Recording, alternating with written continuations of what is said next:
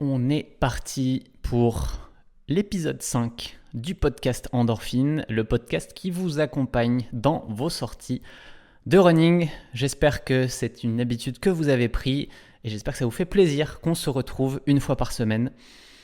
Et je dis bien une fois par semaine parce que je ne devais pas tourner d'épisode cette semaine. J'avais décidé de ne pas le faire.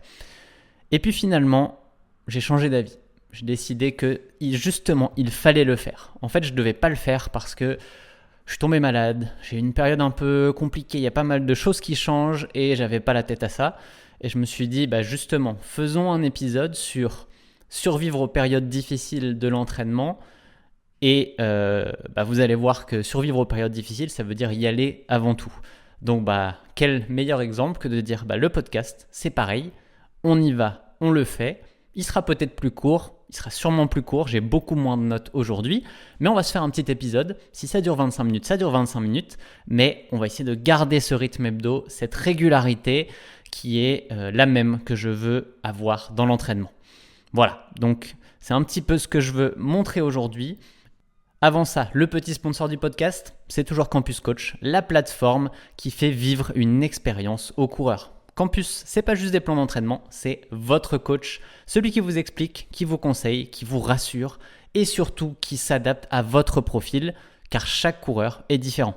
Campus, ça fonctionne pour tous les niveaux, du débutant au marathonien confirmé. J'ai suivi l'entraînement Campus pour mes derniers marathons et j'ai progressé de 2h55 à 2h33 grâce à la méthode Campus. Si vous voulez l'essayer, il y a des plans 100% gratuits. Et pour ceux qui veulent l'entraînement aux petits oignons avec l'individualisation parfaite, je vous offre un mois avec le code RunningAddict. Allez, on passe à la partie actu pour comprendre un petit peu pourquoi j'en suis arrivé là. La semaine dernière, je suis allé voir mon partenaire Iron pour la première fois en 8 ans de collab. J'ai été à Toulouse les voir. Évidemment, depuis le Canada, c'était un petit peu plus loin d'aller leur rendre visite, donc ça s'est jamais fait. Là, ça faisait plaisir d'aller faire ça.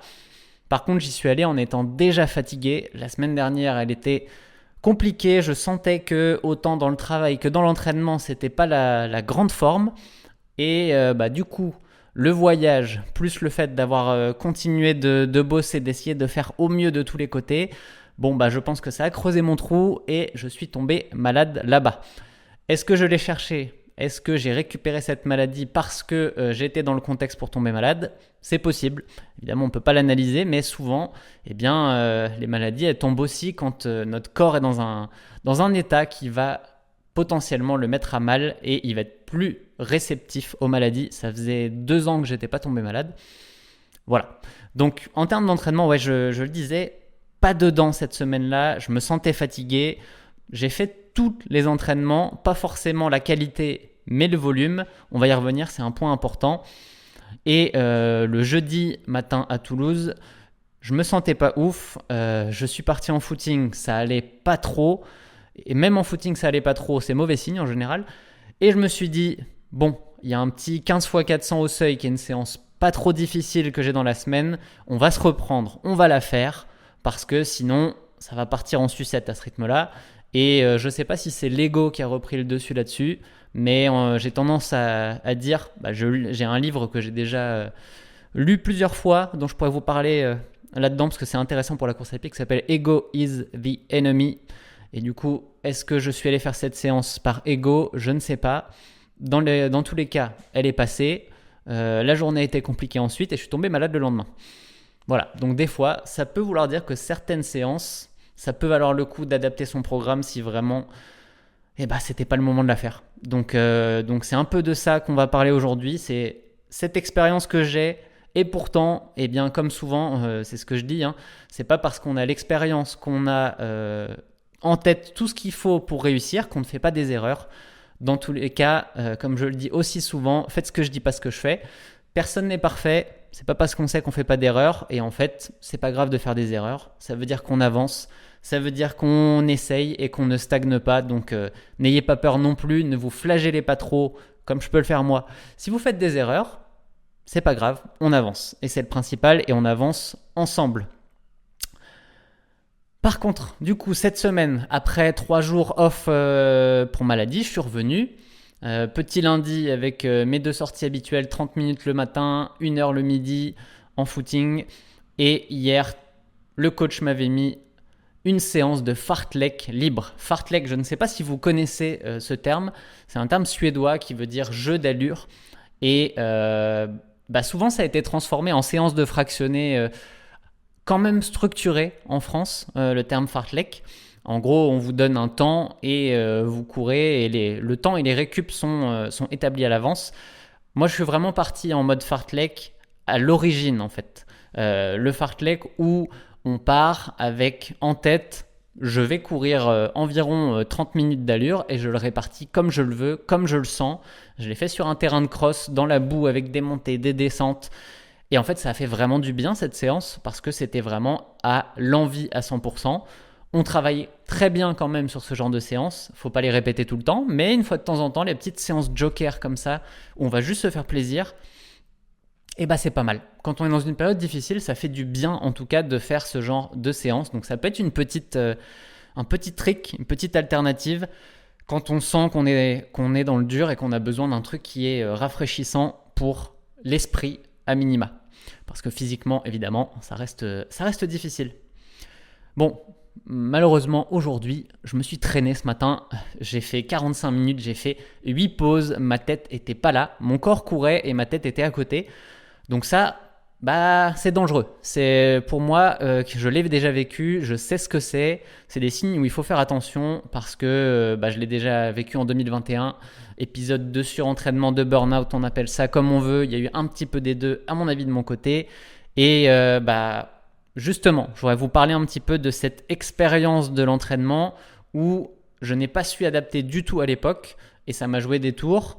Là maintenant justement j'ai cette expérience, je sais un petit peu plus comment adapter et je voudrais vous en apporter un petit peu. En tout cas j'espère que ça pourra vous aider dans des situations où vous vous dites voilà c'est compliqué en ce moment, le travail j'en ai plein la tête, quand je cours c'est compliqué, ou l'inverse, vous sentez que vous êtes fatigué en course à pied, que ça va pas, eh bien qu'est-ce qu'on fait dans ces périodes-là?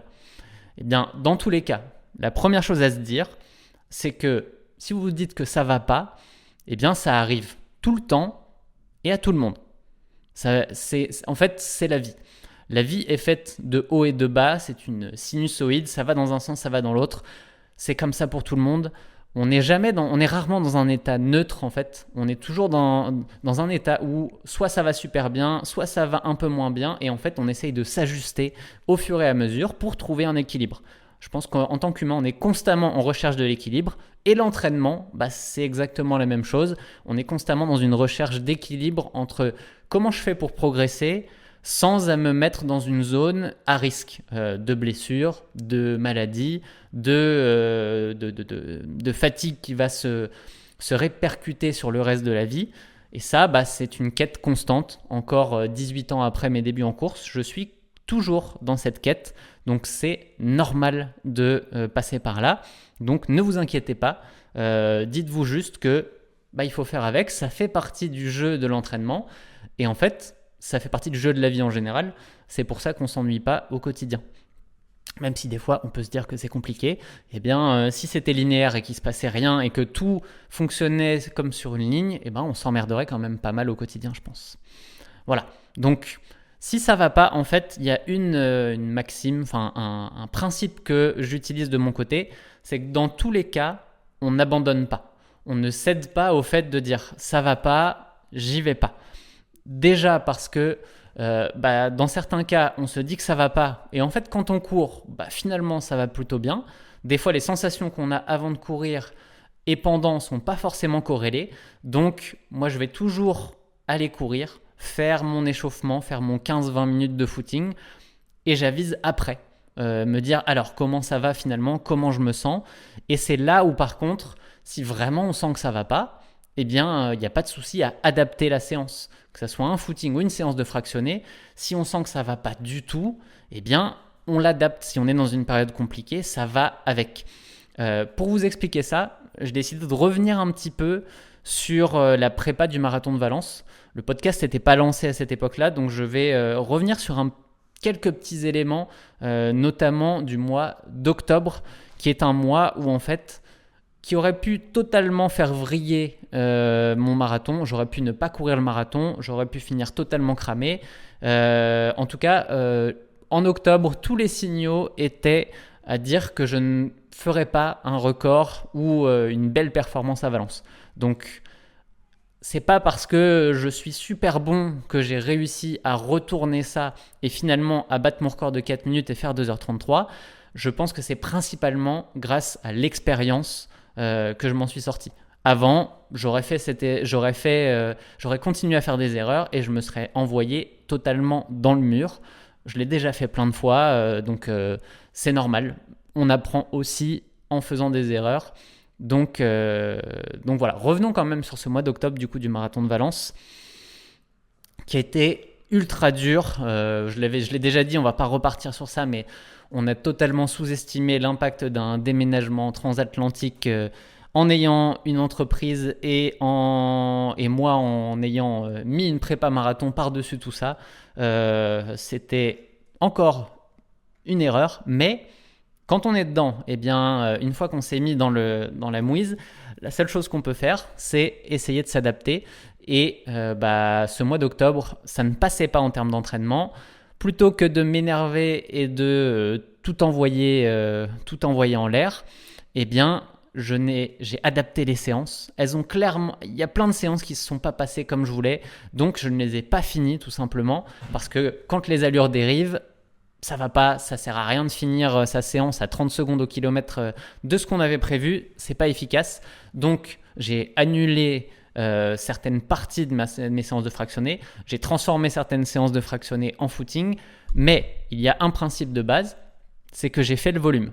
Je ne pense pas avoir annulé de séances au global, donc je suis allé courir, j'ai fait les séances en termes de volume, et ça en fait c'est la base. Quand vous n'êtes pas bien, que ça ne passe pas, que ça soit à cause de la vie privée, perso, ou juste parce que dans l'entraînement ça passe pas, maintenez le volume de base. Si vous entraînez 3 fois par semaine, maintenez absolument votre 3 fois. Si c'est 5 fois, c'est pareil. En fait, c'est ça qui va vous maintenir à un niveau qui vous permettra de vous remettre à 100% quand ça ira mieux. Donc, laissez passer l'orage, comme on dit, et ensuite vous verrez que ça ira mieux. Donc, le volume, c'est la clé. Et en plus, si le problème il est un petit peu mental, surcharge mentale, vous en avez trop et vous n'arrivez plus à gérer, eh bien, il faut savoir une chose, c'est que dans l'entraînement en course à pied, il y a l'endurance fondamentale et les séances de fractionné. C'est deux choses très différentes au niveau mental. Bon, jusque-là, vous allez me dire, c'est logique, mais les séances de fractionné, c'est dur mentalement, mais en fait, c'est dur surtout sur le système nerveux. Et quand vous êtes dans le dur mentalement, le système nerveux, il est déjà très impacté. C'est déjà lui qui prend le plus cher. Donc, pour ceux qui ont des montres qui calculent la variabilité cardiaque ou un bracelet comme le Whoop, vous allez le voir, c'est quelque chose qui va baisser quand vous allez avoir des journées difficiles mentalement et vous allez être dans le vert quand vous allez être plutôt à l'aise dans votre tête. Grosso modo. Moi, je trouve que la vie impacte plus ces indicateurs que l'entraînement en tant que tel. Mais par contre, le footing, l'endurance fondamentale, la zone 2 où vous êtes dans un état de contrôle, eh bien ça va plutôt avoir tendance à impacter positivement votre variabilité cardiaque et donc votre système nerveux. Donc ça va avoir tendance à vous remettre dans le bon sens si vous êtes dans le dur de ce côté-là. Et pareil physiquement, en fait, des fois, ça ne passe pas dans l'entraînement parce que trop d'intensité ou l'intensité ne passe plus. Eh bien, ça ne veut pas dire que le volume, lui, et les séances de footing ne vont pas passer correctement parce qu'elles prennent beaucoup moins d'énergie sur le corps. Et donc, les maintenir, en faire quelques jours, parfois faire sauter une séance, ça peut donner 3-4 jours avec juste de l'endurance fondamentale. Et parfois, ça permet de revenir dans le droit chemin. Donc, moi, sur le marathon de Valence, ça a été un petit peu plus long que ça parce que les choses à gérer qui étaient autour, eh bien, elles ont duré plus longtemps. Mais grosso modo, ça a duré 2, 3, peut-être 4 semaines qui ont été compliquées. Mais j'ai laissé passer l'orage. Et après, au mois de novembre, quand j'ai senti que ça revenait, que je me sentais mieux, que ma variabilité cardiaque, elle montrait aussi que c'était revenu dans des zones plus classiques pour moi, eh bien là, on a commencé à remettre un peu plus solide dans l'entraînement et on a rattrapé, je ne devrais pas utiliser le terme rattraper le retard pris dans l'entraînement parce qu'en fait, ce qui est perdu ne se rattrape pas dans l'entraînement, mais on va dire qu'on a rééquilibré mon profil et on m'a amené à un niveau qui permettait d'envisager le marathon correctement. Donc plus à 2h30, mais au final de finir à 2h33 avec une prépa compliquée, eh bien c'est une très belle réussite pour moi. Et ça peut être quelque chose d'important à se dire aussi. Et il ne faut pas hésiter, quand on est dans le dur, qu'on sent que ça ne marche pas, à se dire ok, je baisse un petit peu l'objectif. Vous voyez, ça joue pas de beaucoup. Moi, le 2h30, déjà, je savais même pas si je pourrais l'atteindre. Je pense que j'étais plutôt sur 2h31, 2h32 en pic si tout avait marché. Bon, là, c'est perdre 1 à 2 minutes sur marathon. Si vous êtes sur un 10 km, ça se joue peut-être de 20 à 30 secondes seulement. Eh bien, peut-être que c'est ces 20 à 30 secondes, si vous acceptez de les mettre de côté, de vous dire c'est pas grave, j'irai les chercher dans une prépa suivante, eh bien ça vous mettra dans une zone où vous serez beaucoup plus à l'aise et vous allez réussir ce nouvel objectif. Donc s'adapter, ça permet d'atteindre un objectif, même s'il a un cran en dessous, faut pas être borné en fait et se dire je veux absolument atteindre le truc qui était écrit sur le papier au début, parce que si la prépa ou votre vie ne se passe pas comme vous l'aviez prévu, c'est normal que l'objectif ne soit pas atteint et vous allez être déçu si vous ne le changez pas. Voilà, je pense que c'était important de revenir là-dessus. N'hésitez pas à me dire ce que vous en pensez. Si vous voulez que j'aille plus loin sur quelque chose, n'hésitez pas à m'envoyer un MP, un commentaire sous le podcast. Et puis si vous n'avez pas encore mis la petite note, n'hésitez pas à le faire. Il y en a beaucoup, ça fait plaisir. Merci beaucoup à tous. Du coup, tout ça m'a fait penser à une chose. C'est qualité versus défaut. Dans mes dernières années, principalement dans l'entrepreneuriat, ce que ça m'a appris, en fait, c'est que toute qualité avait son pendant négatif ou son défaut, en fait. Il n'y a pas de grande qualité sans un risque associé à ça.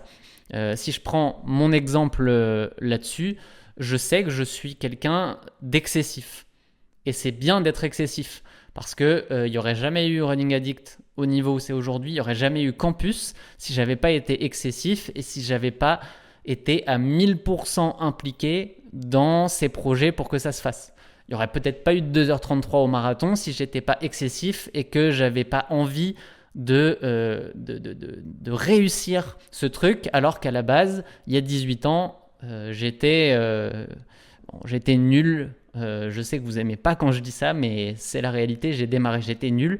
Ça m'a pas plu en fait. Je pense qu'intérieurement, je me suis dit ça prendra le temps que ça prendra, mais un jour, je réussirai des chronos dont je serai fier. Aujourd'hui, c'est le cas. Ça, c'est parce que je suis excessif. Par contre, il faut faire attention à ça parce que il y a des risques à cette qualité. Et dans le mot excessif, j'ai fait exprès de prendre celle-là parce que c'est évident. Souvent, le mot excessif, on le prend comme négatif. Donc là, je vous ai parlé des points positifs. Maintenant, évidemment, dans le négatif, souvent, on peut s'emmener facilement dans le mur à cause de ce genre de comportement. Typiquement, dans le passé, je me suis souvent blessé, extrêmement souvent, parce que j'en faisais trop. Je pouvais être dans le no pain, no gain. Et du coup, no pain, ok, mais quand on finit blessé, en fait, il n'y a pas de no pain. On est dans le pain, parce que pain, ça veut dire douleur. C'est le mot douleur en anglais. Donc, j'ai fait beaucoup de douleurs, de blessures. J'ai fait des périodes de stagnation aussi, parce que je voulais tout faire en même temps et ça ne fonctionnait pas. Bref, voilà le côté, en fait, négatif. Mais aussi, je ne dirais pas négatif, en fait, le risque. Et un risque, en fait, ça se gère. Il faut faire avec, il faut connaître ses qualités, connaître les risques qui peuvent avoir, connaître ses qualités, ses défauts, savoir comment manager les risques, comme on dit en entreprise. Et en fait, si quand on commence à maîtriser ça, on fait attention et on ne fait plus les erreurs qu'on a pu faire. Tout ça, c'est de l'expérience. Je voudrais le dire encore une fois, mais je pense que la qualité principale du coureur, c'est l'expérience. Donc si ça fait 6 mois, 1 an, 2 ans que vous courez, dites-vous que c'est normal que vous fassiez encore des erreurs, que vous en fassiez plein, parce que vous avez besoin d'apprendre de ces erreurs. Donc, ne vous flagellez pas. Apprenez de vos erreurs, dites-vous que vous ne les referez pas, en tout cas essayez de ne pas les refaire, et vous verrez que dans quelques années, au bout de 3, 4, 5 ans, avec l'écoute de ce podcast et des conseils qu'on peut vous donner sur campus, par exemple, eh bien, vous serez beaucoup plus expérimenté et vous ferez de moins en moins d'erreurs. Ça m'a pris un peu plus de temps parce que moi, je l'ai appris à la dure, sans des articles, des vidéos, des podcasts à cette époque, mais au global, on finit toujours par apprendre et à la fin, l'expérience devient un asset, quelque chose qui nous sert. Aujourd'hui, pourquoi j'ai réussi mes 4 derniers marathons malgré des difficultés comme sur Valence? Pourquoi j'ai gagné 4 minutes à chacun de mes derniers marathons? Eh bien, tout simplement, je pense, parce que je suis devenu expérimenté sur cette distance. J'en ai couru 8. Et en fait, toutes les erreurs que j'ai pu faire sur mes marathons précédents, je les connais. Je sais ce qui va arriver à quelle étape du marathon à peu près. Et si ce n'est pas le cas, j'ai beaucoup plus de facilité à m'adapter parce que tout le reste, je le maîtrise. Donc, quand il y a un problème, je peux me concentrer sur ce problème-là et le régler. Et dans l'entraînement, c'est pareil. Même en séance de fractionné, parfois, vous allez retrouver des situations que vous avez eues dans le passé. Essayez de les gérer en fonction et de ne pas refaire les mêmes erreurs. Si je prends une autre qualité dont on parle souvent, le fait d'être sérieux, d'être discipliné, eh bien, c'est une des qualités les plus importantes dans l'entraînement en course à pied. Parce que si on veut être régulier toutes les semaines, eh bien, faut pas forcément écouter sa motivation, faut juste se dire, il y a le plan, j'y vais, et c'est comme ça. Il n'y a pas de question à se poser. Maintenant, ça n'empêche pas d'être à l'écoute de son corps. Si on est trop discipliné, qu'on est 100% sur la discipline et qu'on ne s'écoute pas, eh bien là aussi, on va pouvoir tomber dans du no pain, no gain, ou plutôt de la blessure, de la stagnation, parce qu'on ne va pas écouter les signaux que notre corps nous envoie. Donc, être trop discipliné, ça peut être un problème si on n'est pas capable d'écouter les signaux de son corps.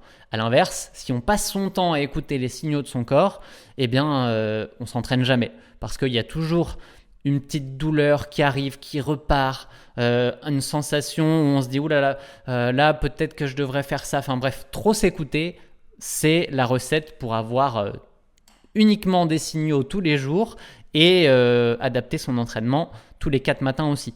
Donc là-dedans, encore une fois, c'est très individuel. Il faut réussir à trouver son équilibre et jouer avec en fait. Donc jouer un petit peu dans les deux sens pour trouver qu'est-ce qui fonctionne pas et ne pas tomber dans ces travers quand on commence à les connaître. Voilà, c'était je pense important, en tout cas pour moi c'était important de vous partager ça parce que je suis dedans et en fait j'utilise aussi ce podcast pour un petit peu comme un journal de bord pour réfléchir un petit peu sur ce qui m'arrive, essayer d'en comprendre les enjeux et progresser grâce à ça. Et je me dis que si ça m'arrive à moi, ça doit vous arriver à vous. Donc, j'espère que vous en profitez. Podcast très court aujourd'hui, ça aura duré 25 minutes. Mais encore une fois, c'est mieux que rien. Si vous avez 25 minutes devant vous pour un entraînement alors que vous aviez 45 au programme, eh bien, vaut mieux aller faire 25 que de faire 0. Dans tous les cas, ça sera plus efficace. C'est l'état d'esprit que je veux que vous ayez. Et on se retrouve la semaine prochaine avec plein de nouvelles idées. Et pour ceux qui veulent plus de podcasts, eh bien, je vous invite à aller écouter celui que j'ai enregistré avec Eric Flag. Donc, le podcast, c'est Expansion. Et là, vous allez avoir 1h50 de discussion entre Eric et moi. Je l'ai réécouté en courant lundi parce qu'on l'a enregistré il y a 3 mois. Je ne me rappelais plus de quoi on parlait. Franchement, c'est pas mal. C'est rare. J'ai du mal un petit peu à dire ça de quelque chose où j'ai participé, mais même moi, j'ai trouvé la discussion intéressante. Donc, je vous invite à aller écouter ça. Eric est une personne que j'aime beaucoup, que j'estime beaucoup, et ce podcast a été très bien tourné. Ciao les amis, à la semaine prochaine.